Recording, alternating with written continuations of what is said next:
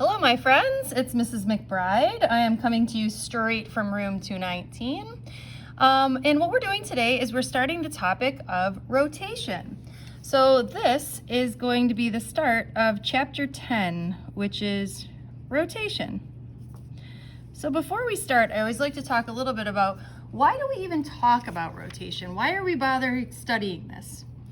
Well, because there's a lot of things that rotate that we'd like to be able to describe their motion, such as wheels or gears, motors, or if you think bigger, like planets around a solar system, clocks, fans, merry-go-rounds, Ferris wheels, all sorts of things, okay? So that's the reason why we study rotation, is because we want to be able to describe the motion of things that rotate. Now, the nice thing about rotation is that it seems to be a review of all different topics. So for example, we will talk about rotational motion in one dimension, not two dimensions, but just one dimension. We'll also talk about forces and torque. We'll talk about rotational energy and the conservation of rotational energy. And we'll also talk about rotational momentum, which is called angular momentum. So it's almost like we get to do a quick review of all the topics, okay? I like to think about the fact that rotation is basically like converting to a different language, right? So for example, we know how to do motion in one dimension. This is just using a different language to describe that motion. Okay, so I always like to think of it as you're translating from linear to rotational language in the same way that you would translate from English to Spanish or vice versa, okay? So, last thing I wanted to do is talk about the fact that we're rotating about a fixed axis, or an axis that does not move, okay? Think about like a clock is rotating around a fixed axis at the center point of the clock. We're not talking about something like the sun, which is a collection of particles that is just sort of moving around randomly. And we're not talking about something like a bowling ball, which doesn't have an axis that it rotates around. Bowling physics is actually pretty complex, but okay. So anyways, here we go. So the first thing I want to talk about is angular displacement. Now, if you recall, the very first thing that we talked about this year was displacement, so it's almost like we're going way back to September and we're talking about angular displacement. Okay, so if you figure, I've got a circle. I will do my best job. It's okay. Best job at drawing a circle. Okay, so we're talking about angular displacement. So let's say, for example, this is the x-axis, this is the y-axis, and we're talking about how far have you moved angularly. Okay, so if I was here and then I'm here, okay, we're going to say that my angular displacement is theta. So this is your change in angular position.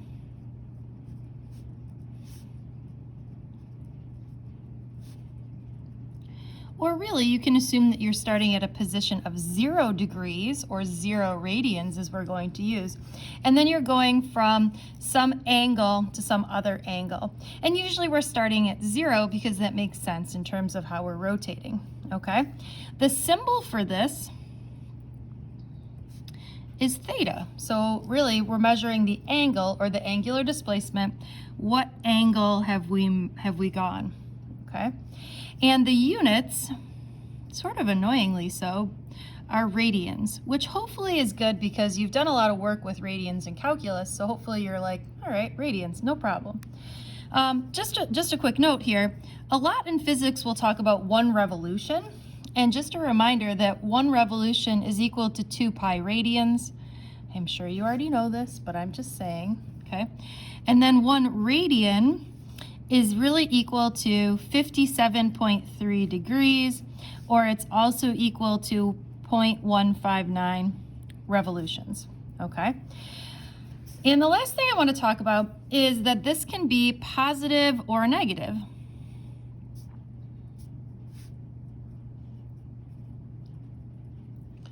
Okay, meaning that you can go in this direction, or you could also go in this direction, and that makes sense that you could have a positive angle and a negative angle, or at least I think it does, okay? And so since this can be positive or negative, we need to describe which one is positive. So I will tell you that counterclockwise,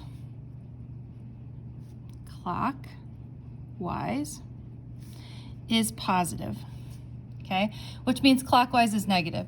Which, if you think about the coordinate axis, which is why I drew it this way, if we're going counterclockwise, which this is, right? So a normal angle, this is positive. If we're going clockwise, we get negative angles, okay? Now, they tell you that the way that you should remember this is clocks are negative. So if you're going counterclockwise, it's positive. Clockwise, it's negative because clocks are negative. I don't know. Let me know how that works for you. Okay, moving on. If we talk about angular displacement, where do you think we're going next? If you said angular velocity, you are right.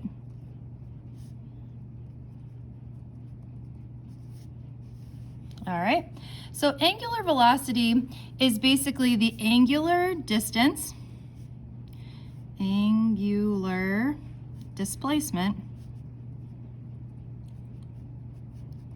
over time. Okay, in the same way we would say that velocity is equal to distance over time, we're going to say that this is going to equal the angular displacement over time. But hold on that, we'll write that down in a second. All right, so the angular displacement over time. The symbol for this, we got a lot of Greek today. Hopefully you are loving Greek letters because here's some more Greek letters. Ready? So the angular displacement is omega. This is sort of like a curly lowercase w. Think of like the Wegmans W. So this is lowercase omega. So lowercase w is how we're going to write out the angular velocity. And the units here are going to be in radians per second. In the same way this is meters per second, the units of this are radians, so we would do radians per second. Sometimes you'll see the units of revolutions per second, and you should say to yourself, nah, I can't really use that. I'll have to convert. Okay, so we've got a couple of different equations here that we can use to find the angular velocity. So like I was saying, we can use that angular velocity is equal to the angular displacement over time. And you didn't think we would forget about calculus, right? We could say that this is really the derivative of the angular displacement with respect to time. Okay, and again, this can also be positive or negative depending on which direction you're spinning. So just a side note, anybody listen to records anymore? So records are produced in revolutions per minute. So instead of radians per second, they're in RPM, revolutions per minute, if you've ever heard of that. And records are either produced at 33 1/3 revolutions per minute or 45 RPMs. And next time I see you, I'll show you what this looks like and sounds like. Depending on how fast you rotate or what your angular velocity is, the record will play at a different speed and sound differently. Okay? All right, so one more, we've got angular acceleration.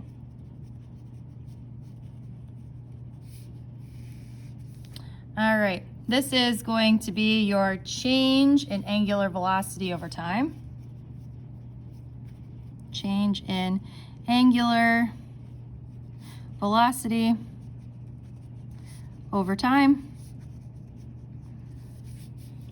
Symbol, new Greek letter.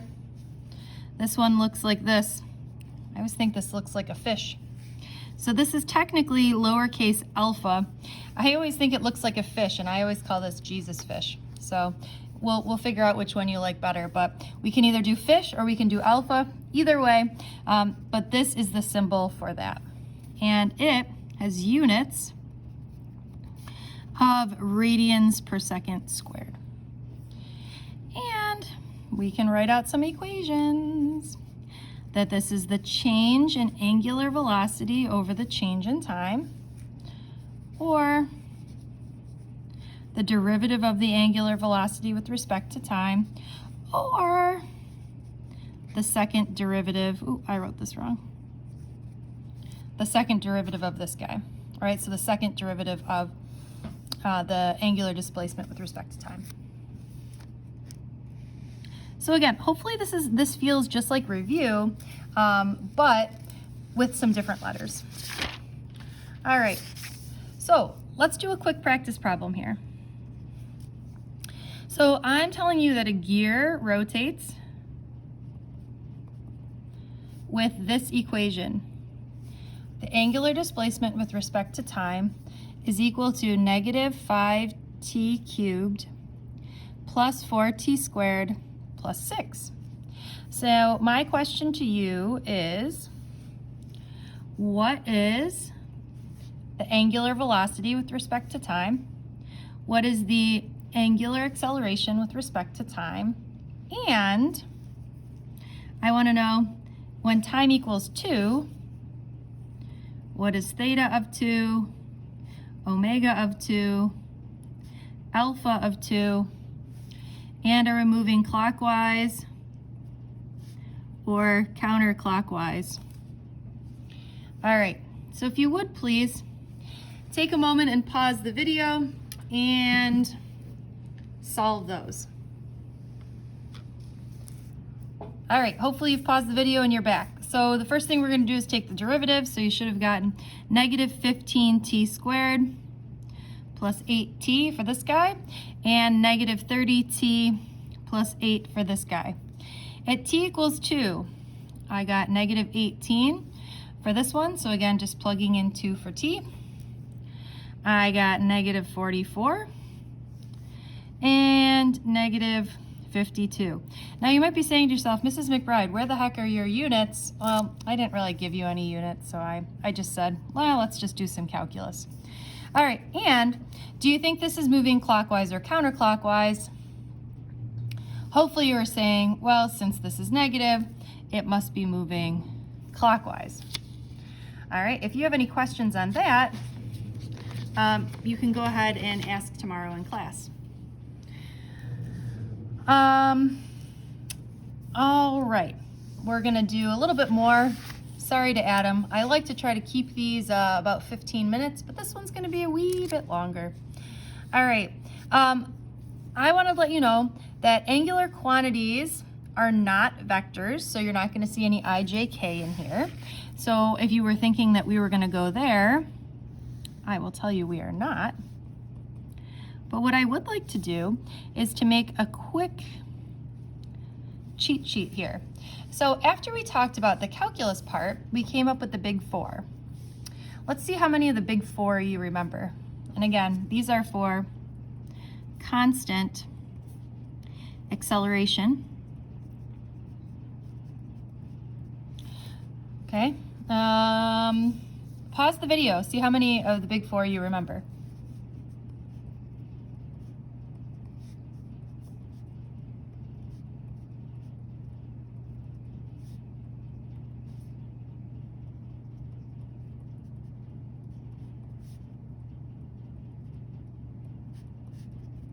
Did you remember them all?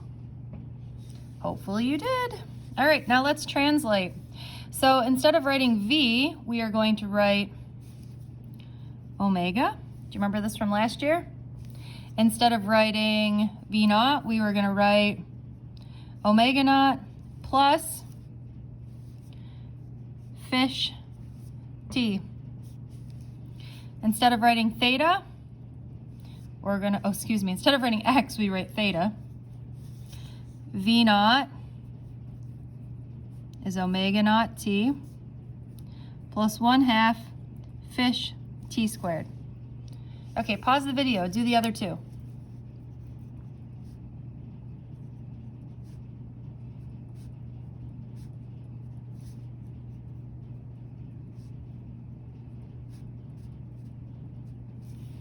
Did you get them? All right, what I would like to do here is to do one practice problem on how to use this. And then we'll go from there.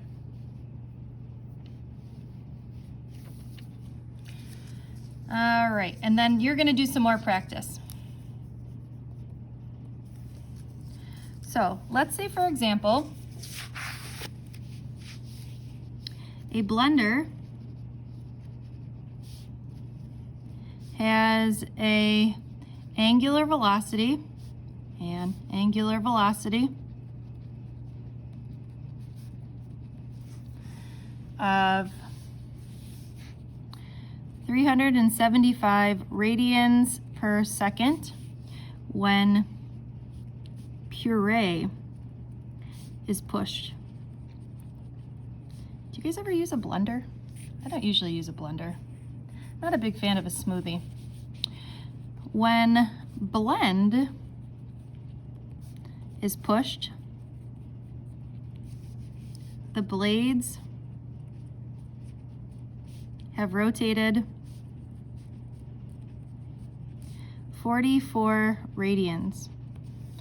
My question, and have an angular acceleration of 1740 radians per second squared. Okay, I have two questions for you. Part A is how many revolutions did the blender make?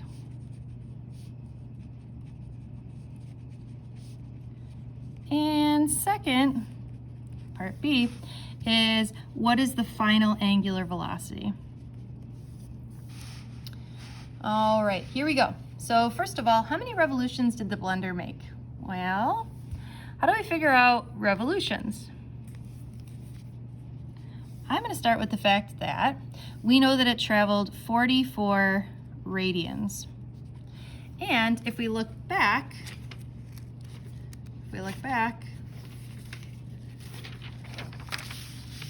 we know that one revolution is equal to 2 pi radians.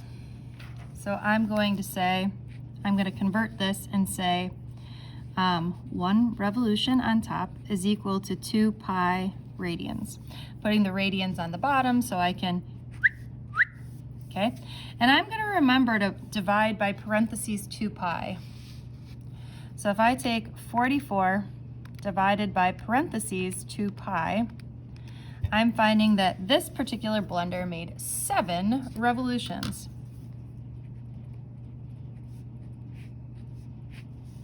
Okay, and in part B, we're looking for what is the final velocity, final angular velocity. Well, what information do we have? I'm going to start by writing out all my unknowns: omega, omega naught, alpha, t, and theta. So what do I have here? Well, I have that it's starting at 375 radians per second. I'm looking for the final velocity. It has rotated 44 radians and has an angular acceleration of 1740. So if I go back up here, I'm going to figure out which equation do I want to use. Well, I'm looking for the one without time. So I'm going to use omega squared equals omega naught squared plus 2 fish theta. I wish I left myself a little more space here. Hopefully you guys did.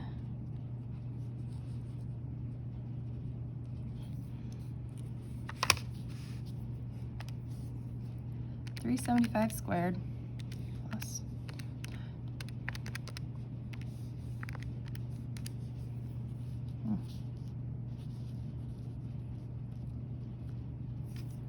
now I'm going to take the square root.